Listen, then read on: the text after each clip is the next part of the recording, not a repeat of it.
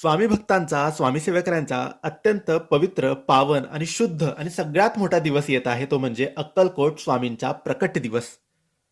या दिवसाची वाट आपण आतुरतेने वर्षभर बघत असतो. हा दिवस स्वामी सेवेसाठी, स्वामींच्या उपासनेसाठी, स्वामींना प्रसन्न करण्यासाठी अत्यंत महत्वाचा आहे. आपण 20 मार्चला स्वामींचा प्रकट दिवस आहे. आतापासून बघितलं तर भरपूर दिवस बाकी आहेत. तर तुम्हाला जेवढे दिवस जमतील तेवढे दिवस तुम्हाला एक गोष्टीचे वाचन रोज करायचे आहे.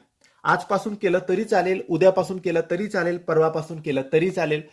जेव्हा जमेल तेव्हा करायचं आहे. 20 मार्चच्या दिवशी स्वामींचा प्रकट दिवस आहे.